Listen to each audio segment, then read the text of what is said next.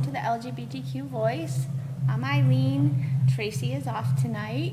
And tonight, before we start talking about our topic, which is people and organizations that give back to the community, I just want to talk briefly about a bus trip last week. So last week, the South Coast LGBTQ Network hosted a bus trip to Provincetown for Carnival. We have some pictures that I'll put up in a minute, but I want to say thank you to Rich for organizing all the games, the activities, and the prizes on the bus. It was a great time. And we look forward to hopefully some type of trip next year, but not on Carnival. It was very, very busy and hot. So, AJ, can you put up those pictures of Carnival?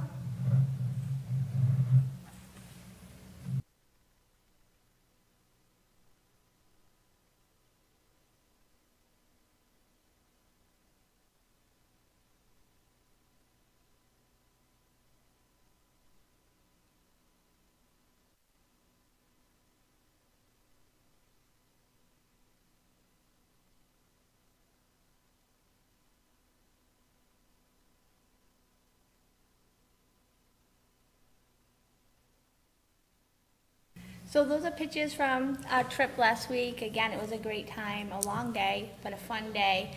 And thank you again to Rich for all that he did putting that trip together. We had an amazing bus driver. He got us in and out of there, no problem, quickly. It was a smooth, nice ride. So again, it was a great day. But tonight we're going to talk about giving back to the community, people who give back, organizations that give back, and what they're doing. So I would like for you to meet my first guest. You can introduce yourself. How's it going? My name's Chris Anteo, and I'm from Gnome Surf. Gnome Surf. So, what is Gnome Surf?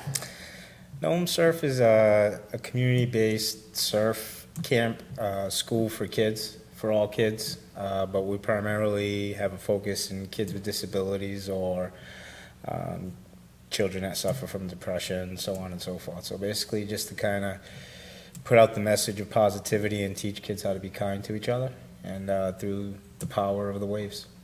Nice. How did Gnome Surf get started? Well, it was about 3 years ago, 4 seasons now, and I was just looking for a name for the surf academy that I wanted to start, and basically we were on a bachelor party for my best friend in Europe, and I found Mr. Cool Gnome here in an antique shop in Bruges, Belgium, which if you don't know where that is probably like the most romantic place on earth. It's in Amsterdam without all the frills, like a night town. So he comes directly via Belgium. Wow. So you found him during a bachelor party, and he made it back here safely. Yes, he did. So I'm impressed. Yes, I took very good care of him. He's, dished out a lot of smiles to kids in need, so he's the perfect mascot for us. Nice. So you're a surfer, obviously. Yes, How long have you been surfing? I've been surfing now ever since I was a kid, but I truly picked it up about 12 years ago in the Cape. But I grew up vacationing in Portugal, and I used to see people surfing all the time and tried to get out there as much as I could as a little boy, but the waves out there are pretty heavy. Why do you feel that surfing is so important for kids? It's one of the only sports where nature actually can dictate what it's going to do to you. So you have to really learn respect for the ocean, and the feeling you get when you actually ride your first wave is undescribable. It's like the earth picks you up and just moves you and does what it wants with you, and it shares this great gift of joy with you. And once you get your first wave, you've been bitten by the surf bug, so to say. Yeah, so that's why you see a lot of people even dedicate their whole entire lives just to catching waves. So. Right. So how young do kids start surfing? I've had kids as young as 4, so that's pretty much where we start them. As long as they can swim and not scared, then I'm willing to teach them. So you mentioned earlier that you had a focus on kids with disabilities. How did that come about? I was a wrestling coach in high school, and I met a boy by the name of Joseph Gronwalski who had autism, and I found that we built this really good friendship together. So I thought maybe I had a gift for children on the spectrum, and he ended up winning 75 matches, and he was the first one from his entire family to actually go to a 4-year university. And he's at his senior year now at Johnson & Wales. And he helps me with some of my art projects and so on and so forth. So I consider him one of my really good friends, and we met through a sport and through his disability. So that's amazing. Yeah. That's an awesome story. So giving back obviously is something that you are committed to and dedicated to. And I know that you recently had a surf camp with Community Autism Resources. Yes. So tell us a little bit about that. They're a great organization. Basically, they approached me and wanted to hold some surf camps for children on the spectrum, and they basically just gift the lessons to their families that utilize their services, whether it's recreation or advocate services that they provide. And we just team up and bring a night of surfing, art, and yoga to about 10 kids, and then have some pizza, and we do a s'more social at the end. So it's something that's really, really awesome. It's a great vibe that happens there that night. So Sounds pretty awesome, connecting kids to each other, to nature, and then it's so important for kids who have a diagnosis of autism to have that social aspect as well. So that's a great, great experience for kids. absolutely. What I truly see too is the sense of confidence that comes out in them. It's like they now have this new sense of belonging and something that not everyone can do.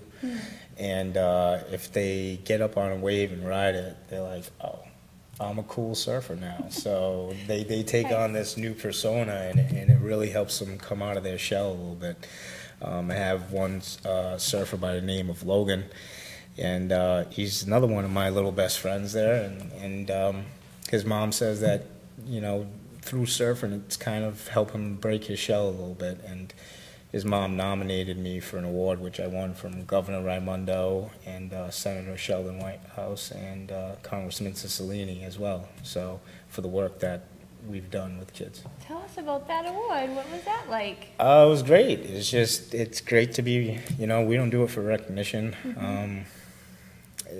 but it's great to be recognized by the governor for the work we're doing with kids with disabilities. But the one that's truly winning here is me. When I'm out there with these kids, they do something, and they say, there's a saying that I heard, it takes a special kind of person to work with somebody with disabilities, but it's more like a person with disabilities will inspire you to be a special kind of person. So that's truly, I'm winning out there. They're the ones that are teaching me some lessons about life, and just love being out there with them. That's an absolutely true statement that kids, individuals with disabilities can really teach us a lot about ourselves. I had a similar experience, personal experience, and that's absolutely true. I think I've learned some of the hardest lessons of patience and trust through supporting kids with disabilities. So that's absolutely, I agree with that 100%. So let's see. When was the first time you gave a surf lesson, and how did that go? There's a funny story that we'll talk about when we're off the air about that first day giving a lesson. But the first day I gave a lesson was to 3 kids.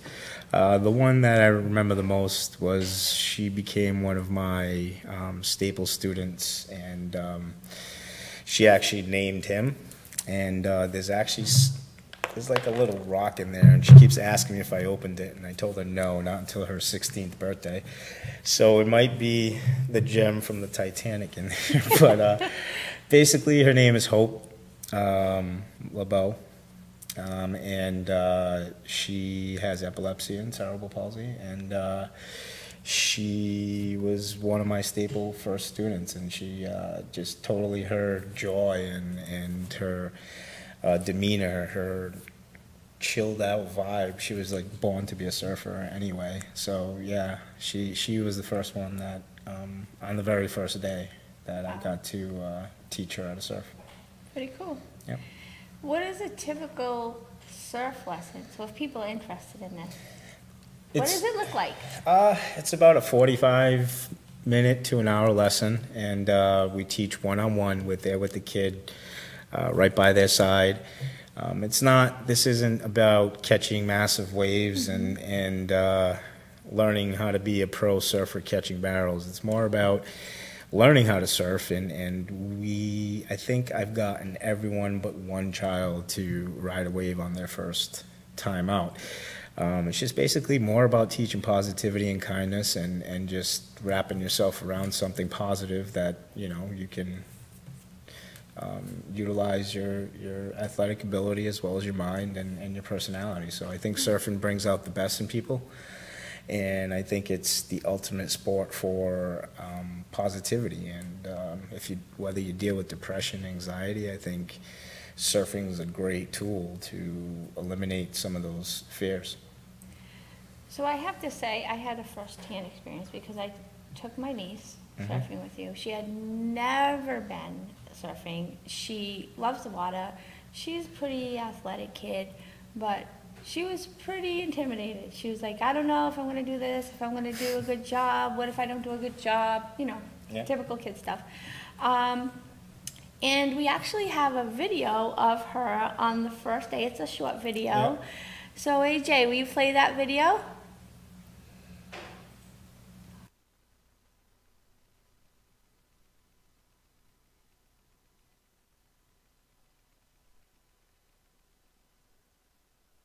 Great, definitely. So that's my niece Sarah, and that was her first time surfing. She absolutely loves it. She can't wait to go back. She keeps bugging me about this thing on Facebook that she sees some camp coming up. That night that she saw that posted, she's like, you have to register me, you have to register me. And I totally forgot all about it. I did register, but I totally forgot all about it until today. I was like, oh yeah, and there's that thing that I have to go to. Yes. So you were amazing at supporting her, her attempts, her successes, her failures, and you were so positive during the whole thing. You didn't get frustrated with her. She didn't get frustrated. She was so proud of herself. She laid on the beach and slept for 2 hours after that. Yep.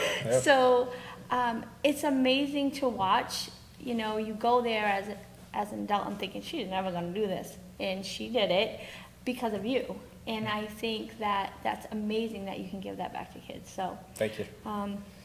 Where can people find you on Facebook? You can find me on Facebook through Gnome Surf, and I'm only going to say this because many people spell the name Gnome wrong. It's spelled G-N-O-M-E. I think the first time I wrote it down when it came an idea to my head, I spelled it K-N-O-M-E, but it is G-N-O-M-E. Yep. Surf on Facebook or Instagram, or you can also email me at gnomecreate@gmail.com. Okay. So one thing we didn't talk too much about is you get people to sponsor kids, basically. They really don't donate to you, but they can say, hey, I want to sponsor 2 kids surf lessons. Correct. So how does that happen? People approach me and say they want to purchase a surf lesson for a child in need, and the one thing that I always told myself in this venture is that ultimately it is to gather funds to build a treehouse resort for kids in need, but also that no matter what, we would never turn away a child, and we specifically say that if a child is financially challenged, then we will offer scholarships. There's no socioeconomic status thing here like there is with golf or something like that. We really want this to be available to any child who who needs it. So we just ask, I put that out there, but parents don't reach out to me. I feel like parents have a lot of pride, but that is a part of our mission. We will never turn a child away. We will give them a partial scholarship, whatever it may be. Okay. So if people aren't comfortable asking on your Facebook page, they can definitely reach out to me, Eileen, at sclgbtqnetwork.org. You can email me, or you can, send us a message on Facebook. You can call the network, and the network number is 774-775-2656. You can reach me there anytime. I can help you out. I can connect you to surf or other services that you're looking for. So I'm always available. What is this guy's name? He's actually given his name by Mrs. Hope Laliberte LeBeau, is Mr. Cool Gnome. Mr. Cool Gnome, okay. Mr. Cool Gnome. I meant to ask you that before, but I forgot. Right. So you mentioned Project Happy Camp. Yep. Let's talk about Project Happy Camp. Project Happy Camp's this dream that I have, that I'm going to open this treehouse resort in Costa Rica for families to travel to and pretty much get a holistic healing experience with surf, yoga, art. We'll have ATVs, jet skis, zip lining, so on and so forth. It's more of like a holistic Disney is what they call it. So that's my dream. Hopefully we'll make it happen within 5 to 10 years and make it work. All right. So before I start talking about a few other things you have going on, let's see. Do you know Tristan Michael Savage? Do you know who that is? I'm bad with names. Tristan says, "We love our community as much as our corporate sponsor, Johnson & Johnson. We were so happy to do this for everyone in the community. I wonder if it's someone from Community Autism Resources." Might be. Could be. Hi, Tristan. Hi, Mike. How are you? I wish you were here, darling, as well, but I'll see you soon. Let's see. Hi, Tammy. How are you? Hi, Leo. Hi, Jamie. Hi, Kate. Hi, Maureen. So, Hi, everyone. yeah, so we have a few people in and out watching. No questions yet. So let's talk about those love signs. Yeah, let's talk about them. So where did they come from? I really, my mind is a magical place sometimes, to put it nicely. And I just happen to ponder this idea. I see a lot of social media bullying, whether it be towards community organizations, groups of people, political nonsense, just a lot of hate out there. And I like to think I'm an artist, but I'm really not. So I decided to just make these graffiti type love signs and just post them to electrical poles. So it's our strategy to combat social media bullying. So the whole point is post love. So love sign on a post, and then we post that. So when people see it, they may think of being kinder to one another, and we try to strategically place them around schools, just so kids can kind of get the idea when they're on their way to school or walking home from school, and they see a sign that says love. It may make them contemplate and remind them to be kind to people. And where are you posting them? In Fall River, New Bedford? Fall River right now, a little bit in Little Compton. I've actually scoured the New Bedford landscape. You guys don't have too many electric posts for some reason. It's like Ghost Electric or something. I don't know. Maybe I'm not looking for it in the right spot, but definitely not downtown or anything like that. But when I find one, they will make their way out to New Bedford, and I just keep painting them and putting them up. So. All right, and I have one in my office. So tomorrow I will post one so people can see what they look like, so they know what they're looking for when you see them around. They're pretty cool, and as you make them, if you want me to help you find some poles, I'll Actually, help if you guys wanted to contribute to the cause, it's on Etsy, our Etsy page, Gnome Surf is how you find us. You can actually purchase a sign and put it up yourself. And help inspire people that you know. So that's the whole concept, is hopefully it spreads and more people than just I know get the message. Okay, sounds good. You have, let's see, Gnome Create. Gnome Create, yes. Tell me about Gnome Create.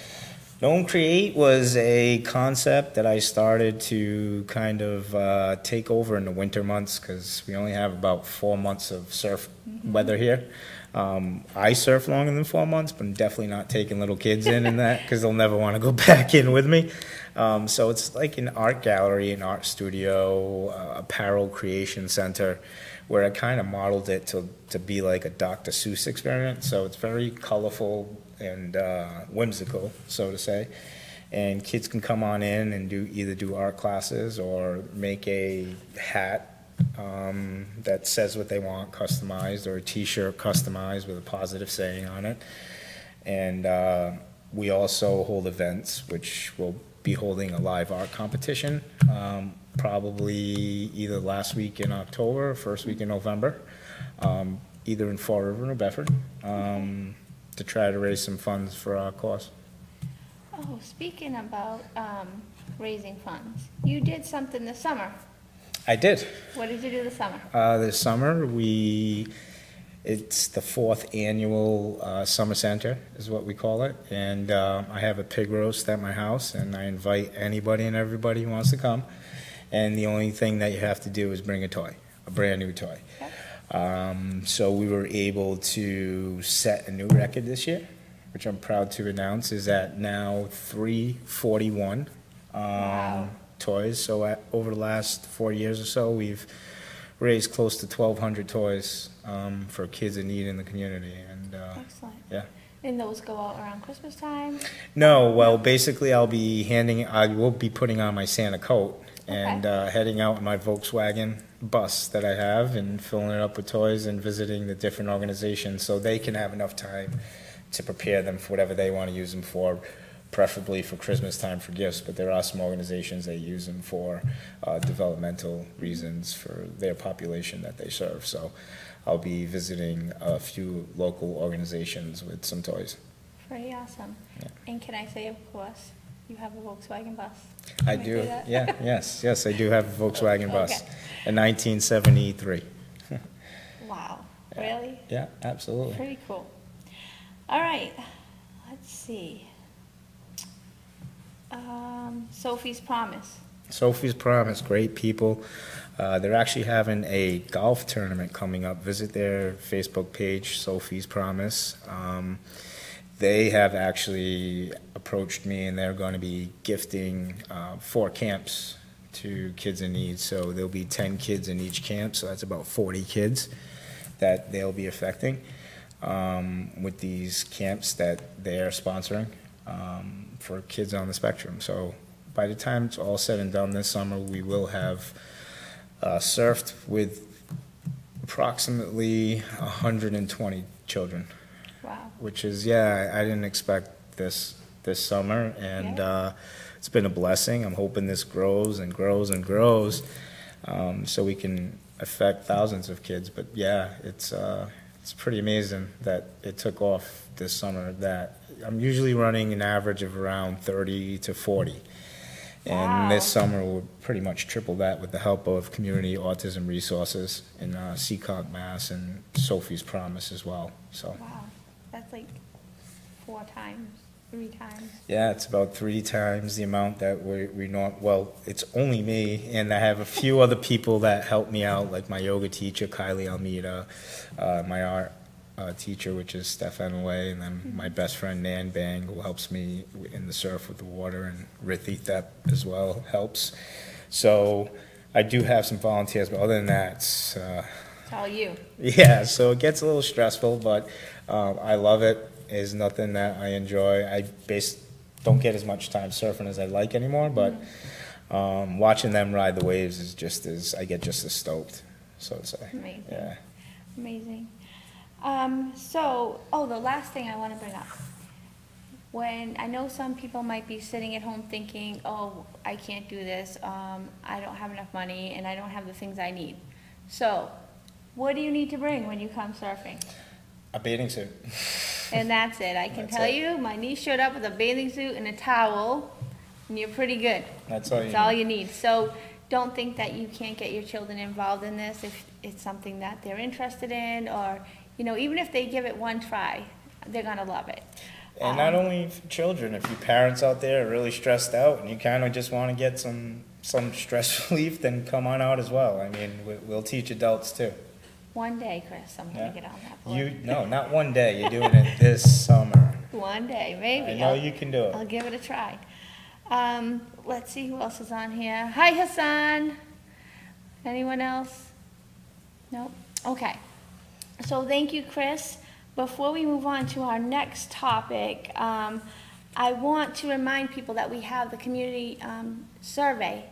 It's still available. It's still out there. Please complete it. We want to close it out by the end of September, but I want to have a good number of surveys so that we can make sure we know what the community wants and the community needs and how the South Coast LGBTQ network can support them. So, AJ, can you put up that survey link? All right, so that is the link. If you go on there, you can fill it out.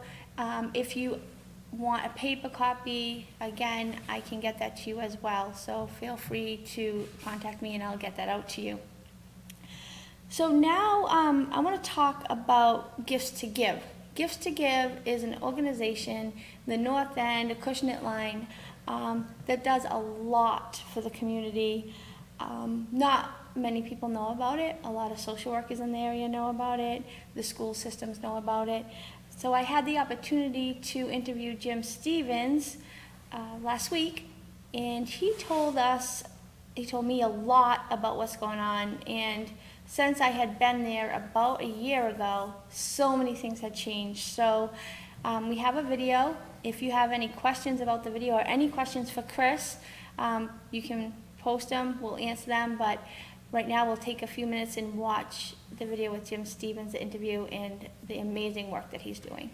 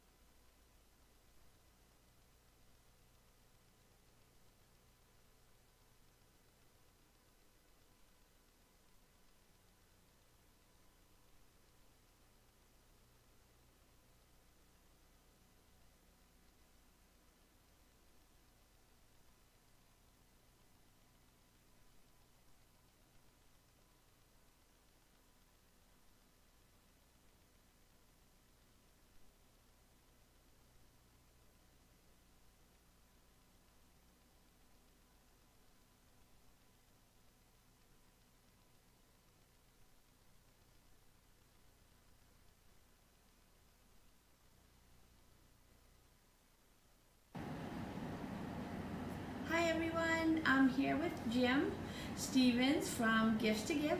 He's going to talk to us today about Gifts to Give, how it got started, and what they do for the community. So hi Jim, and thank you for being with us today. It's my pleasure. Good to see you. Good to see you. So tell us, how did Gifts to Give get started? This crazy old guy 10 years ago started thinking about legacy. It was me.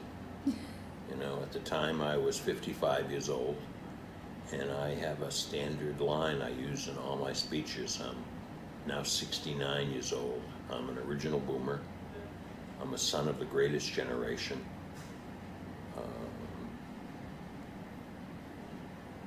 and I find myself embarrassed for the legacy of my generation. Okay. When I was a kid, we went to the moon. We fostered civil rights and human rights and gay rights, women's rights, civil rights. We changed the world. And I look back now 50 years later, and it's worse than ever. And the big elephant in the room is child poverty. There are 24 million children in America living in poverty. It's $17,000 for a family of 3. And then it gets worse. There's another 24 million children living in low-income families, and that's working poor. That's 48 million children in America live in poor or low-income families. That's 1 out of every 2 kids. And the obvious solution for child poverty is public education. But the elephant in the room, the thing that nobody's looking at, is healthy families. And poverty has got healthy families upside down. So no matter how good educators are doing or trying to do, these kids are spending 60–70% of the time outside of school. They're not in school in the summers. There's a tremendous learning gap that happens over the summers. And we're raising generations of kids that are not only poor, but have no prospects and don't have any connection to anything. So I was looking for a way to connect children to giving and service and to build a more caring community. And that was the genesis for Gifts to Give. But it was more than that. It could never have a payroll. Right. You know, we're recruiting adult volunteers. There are 10,000 boomers turning 65 every day in America for the next 19 years. So we're at the height of the boomers retiring. Mm. Since we've started, we've never had a payroll. And today, 10 years in, there's 58 boomers that run the factory. Grandparents, we call them grands. Uber volunteers is what we call them. 8 grandfathers, 40 grandmothers. They all have keys. They all have alarm codes. And there's a little bit of drama, but total competence. Absolutely. These people are at the height of their skill sets, and they want a place that's tangible that they can make a difference in. So our ability to have adult volunteers manage the business and not having a payroll allows us tremendous capacity. Last year, 12,000 kids came to the factory and volunteered. So our mission to connect children with giving and service is happening every single day. 1,000 kids a month come to the factory, clock in, and go to work. And the community has really supported us. I don't think we have a 5% brand recognition on the South Coast. People have not heard about Gifts to Give. And we're receiving about 20,000 pounds of donations a week. And it's amazing. The most amazing stuff, the most unbelievable crap. But we process through all of it. 1,000 kids a month and 1,000 kids a month and 250 adults a month. So 1,250 volunteers help us process it all. And after it's processed, we give it away. And we give it away in a really smart way. On the South Coast, there's about 65,000 children living in poverty. And the South Coast for us is Newport, Rhode Island, to the Upper Cape. So on the true South Coast, there's about 65,000 kids living in poverty. About 6,000 kids are homeless. And we have a network. We have an online shopping cart. And we make the stuff that's been repurposed and organized available to anybody that works directly with homeless and homeless kids and kids living in poverty. You just go online and write a request for a gift package. Shelter workers, social workers, public school nurses, churches, temples, mosques, anybody that works with. We've got a couple of bus drivers that are connected to our online shopping cart that see kids get on the bus in the middle of the winter without socks or a winter coat. Our favorites are the public school nurses. In the New Bedford system last school year, September of 2017, there was somewhere around 13,000 kids enrolled in the district, and over 950 of them started school homeless. There's a law, McKinney-Vento, that identifies homeless children and there's 20 odd school nurses, and those school nurses knows who every single kid is by name. And they can just go online and request a gift package of a week's worth of clothes, a winter jacket, a book bag, school supplies. The volunteers take those requests, fill those packages, send emails, come pick it up. We never see the families or the kids we help. And last year we were able to help about 7,000 kids locally. 7,000 kids got clothes, books, shoes, and toys from us, all for no charge. That's amazing to be able to give back at this high level with no payroll, volunteers. I know that you have families that come in and volunteer as well. There's, any age is welcome to come as long as they're supervised by their parents. We start the volunteers at 3 years old. 3 years old. What does a 3-year-old do? We have a program to celebrate birthdays. About 400 kids last year, with the help of their parents and grandparents, held a birthday party and asked their friends not to bring presents for them, but to bring unwrapped presents for gifts to give. And last year, about 400 kids brought us about 1,300 brand new birthday presents. And 3 and 4-year-olds manufacture 150 feet a week of birthday wrapping paper. So 3 and 4-year-olds manufacture birthday wrapping paper. That's important. That's an important job. 5, 6, 7, 8-year-olds scrub toys Yep. with Simple Green and toothbrushes. Yep. A 3rd grade class will come in and clean 150 Matchbox cars. And they do a terrific job, maybe a 40% good job. We don't tell them it's 40% because they're 3rd graders, Yeah, they're doing their best. They all get to take a book before they go. They leave happy as a clam. Yeah. And we take those 150 cars, put them back on the front of the line. And the next day, a 4th grade class comes in and they do the same thing, and they do a 60% good job. Yeah. And then on the weekend, the middle school kids come in and they finish it all, and it's 100%. So every single piece of clothing we're giving away is inspected 6 times. It's pristine. All the toys are processed 3 times. We give every single kid 7 books. We repurposed 150,000 books last year. And those books are processed by not only people that love literature, but by people that have degrees in early literacy, childhood literacy. So we know that the 7 packs that we're putting together, most of the kids that help us have a couple of 100 books in their house, and the kids we help don't have any. So it's really important to get a good variety of 7 books into the hands of kids. You talked about, all of the things that come in and the things, how you process them, and giving back to the families the items that you receive, but that's really not what this work is about. It's we're becoming known for helping families and for recycling, and we talked about this earlier. Yeah. I think it's the least most important thing we do. It makes us feel good, but we could give away 10 times more than we give away, and while it makes us feel good and it helps children immediately, it doesn't change anything. The change has got to come from the children connecting to giving and service on the front end, and us building a more caring community. Right. That's where the change comes from. So let's talk about the other projects. You have some new projects going on. A few. A few. We started an urban gardening program in the South End. We started in New Bedford 10 years ago. We rented a 30,000 square foot old Berkshire Hathaway factory on Cove Street and Rodney French Boulevard, a 30,000 square foot factory. And we started an urban gardening program there.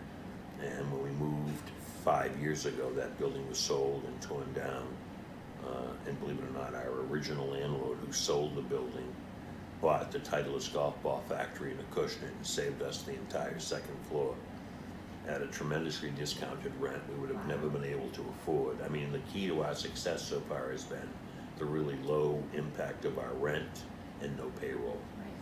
But we started a raised bed organic gardening program. Last year we donated 1,200 pounds of heirloom organic tomatoes to the Pace Food Pantry downtown. And I have to back it up.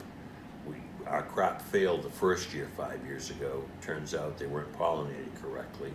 So we got into the honeybee business. We have 2 colonies, 40,000 honeybees up on our roof. And our tomato plants are growing like crazy. The whole neighborhood has become really verdant.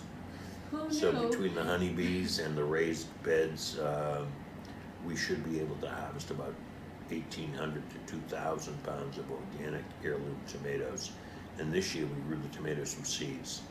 The kids were so concerned about genetically modified food that Bill O'Keefe, Mattapoisett grandpa, is our chief gardener, went up to Maine and got seeds that were not GMO'd. And we have advanced marine technologies in the south end of New Bedford that gives us dozens of gallons of liquid fish fertilizer every year. So we are fertilizing organically and growing organically in non-GMO tomatoes. And that's morphed into two other things. We're in the old original Title's golf ball factory, and they had a really full-blown cafeteria. They had over 1,000 workers. We're in the process of taking the cafeteria back and building the slickest commercial kitchen we can build, and we'll be able to start connecting thousands of kids to nutrition. And because of our success with the gardening program, we're partnered with Salve Regina, and we're putting a hydroponics garden inside the factory to grow vegetables all winter long. That's amazing. And the last initiative is we've been off and on again with mentoring over the last 10 years. We've come up with a formula that I think is going to work, and we've opened up a computer lab inside the factory so our student interns and the kids we're coaching and mentoring can come on Saturdays and become proficient in math. We've got volunteers that have come through high school with us, through college, and are now coming back to tutor.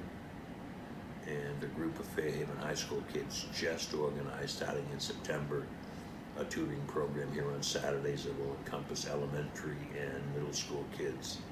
So parents of elementary and middle school kids can go to our website and sign up to bring their kid on Saturday to be tutored in whatever subject they need help with.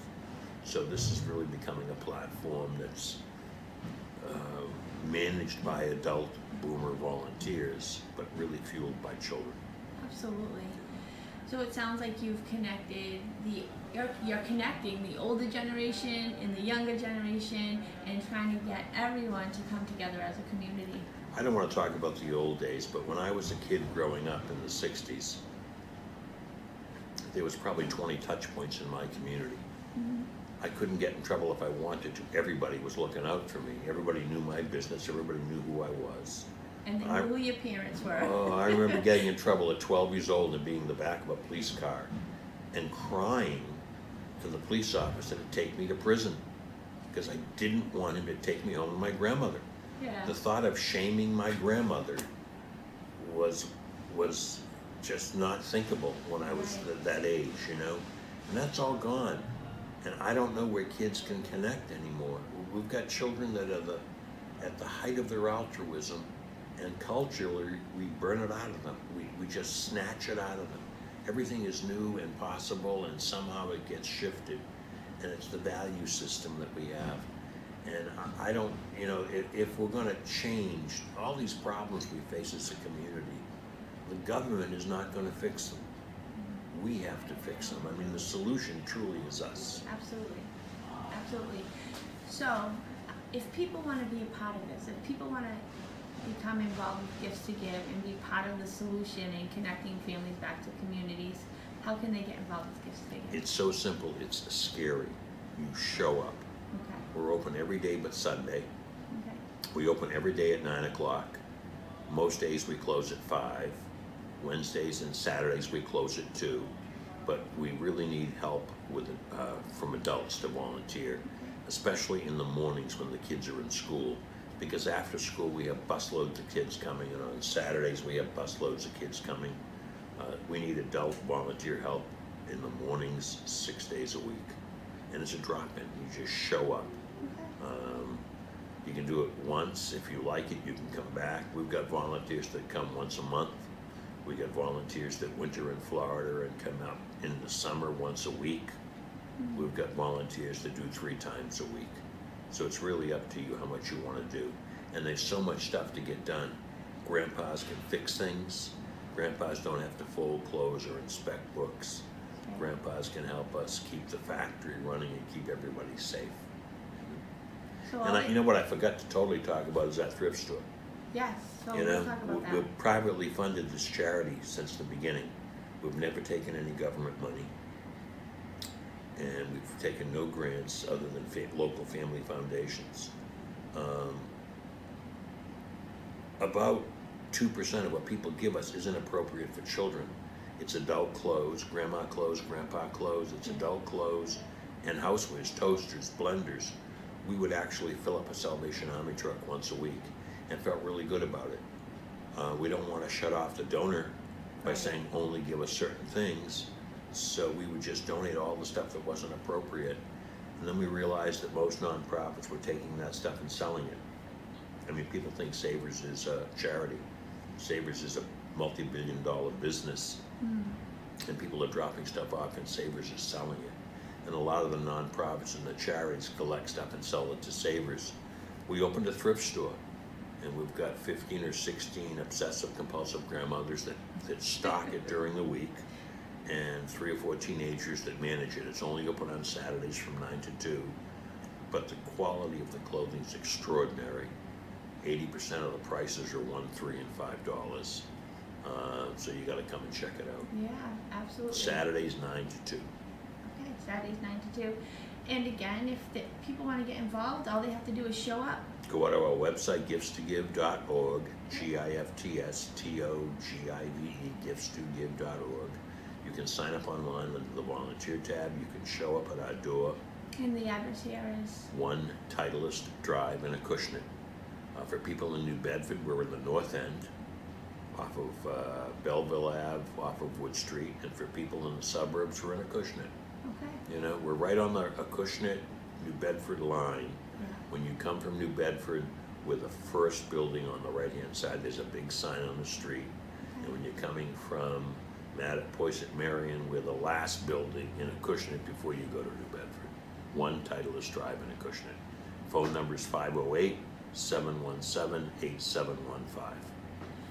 Thank you so much for sharing this with us. I hope that people come in and support your cause and give back to the community and help build that community connection. Everybody comes and is taken on a tour for the first time, so they have a concept and a context of what we're doing. So thanks for doing this. Thank you. All right. So everyone, that was Jim Stevens from Gifts to Give telling us about all the things that are happening there now and what's coming up in the future. There's so many projects going on.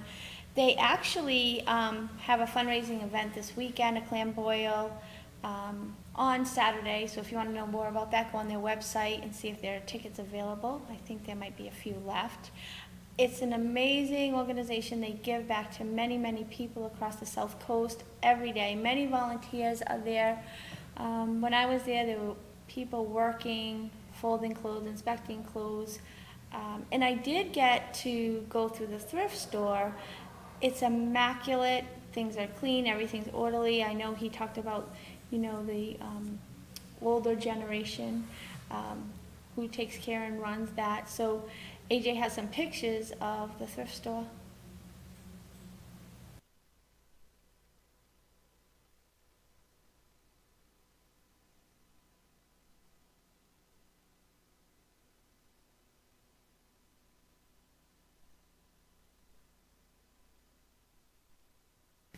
So, Gifts to Give, again, if you have any time to volunteer, you can bring your family and volunteer. There's so many different things that you can do to participate and help them out.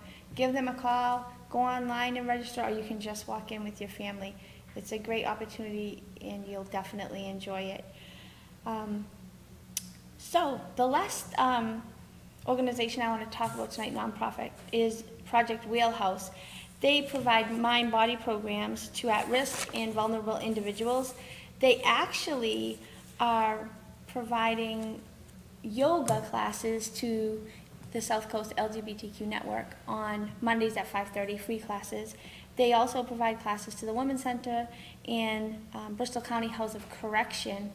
And those classes are partially funded by the Yoga at Ned's Point. So some of those proceeds go to help fund the classes because the participants at the network are Women's Center, Bristol County House of Correction. Those classes are all free to the individuals. So it's a great organization. They give back, and their mission statement is, at Project Wheelhouse, we believe that all humans deserve the opportunity to develop within themselves a sense of self-worth and emotional resilience regardless of where life has taken them. Mindfulness training, meditation, yoga, and other mind-body programs help humans to best navigate their lives, and we believe this should be accessible to all. So again, if you see any events for Project Wheelhouse, it's a great organization to support. They're giving back to the most vulnerable and at-risk individuals in our community, and they want to reduce the effects of trauma, anxiety, and stress. So if you see them, you see their events, support them. And if you're interested in yoga, you can come on down Monday nights, 484 Pleasant Street at 5:30. There's free yoga for anyone who's interested. A few last things we have coming up. Well, let me just say hi to Leandra. Hi, Leandra. Thanks for watching. And yes, we all love Gifts to Give. It's an amazing program. So, again, give back to them if you can. Volunteerism is needed. So the events that we have coming up. Joe Posa as Joan Rivers at UMass Dartmouth Auditorium, Saturday, August 25th. Showtime is 7:30. And Queens of the South Coast are opening for that, for Joe Posa. So go down to the auditorium. Tickets, I believe, are $25. Show starts at 7:30. Support Queens of the South Coast. They're local. They're here. If you have never seen Queens of the South Coast, you will love the show. And everyone's talking about Joe Posa as Joan Rivers and the support and acknowledgement she gets from the Rivers family for the act that he does. So that's at UMass Dartmouth Auditorium, Saturday night, 7:30. Also, if you remember, Jeannie Robertson was here a few times co-hosting with me. She did her first stand-up a few weeks ago, maybe a month ago. Actually, it was on July 15th. And she, again, will be performing at Ying Dynasty, August 25th. Doors open at 7:30. The show begins at 9. That is in South Dartmouth, and tickets are $15 per person. You can buy them at the door. And then we have Drag Bingo again. Athena's Drag Bingo, hosted by Queens of the South Coast. That is Saturday, September 14th at the VFW in Fairhaven. Tickets can be purchased ahead of time or at the door. You can get them, if you look on the Facebook page, it tells you how to get your tickets in advance. It's a fun time. I've been to a few of them. Amazing, fun, entertaining, and of course, good prizes. I think that is all I have coming up. And Chris, is there anything else that you wanted to add about Gnome Surf before we? Basically, if you feel that your child can benefit or you yourself can benefit from some good vibes, the ocean, and some surfing, please contact us. We're willing to help. Be one of the best decisions you made, and look forward to hearing from you if you so choose to. Okay. Again, I can attest, it was a great experience for my niece. I've seen many videos. Check out his Facebook page. You'll Definitely see. like it so we can get up our, Yeah, following. like it and read the reviews.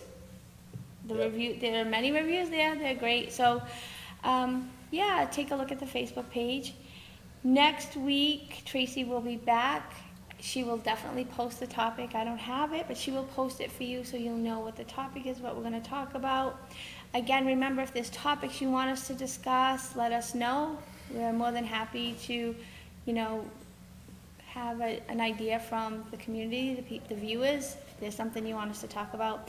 I will be talking about, in the next time I'm here, Joe Biden in his LGBTQ acceptance campaign, the As You Are campaign. So we'll be talking about that. The next time you see me, we're going to talk about that. So that's all for tonight. Hi, Mike. We love you too. And thank you, Chris, for being here and sharing all that you do. Everybody, have a great night. And Tracy, we'll see you next week. Bye-bye.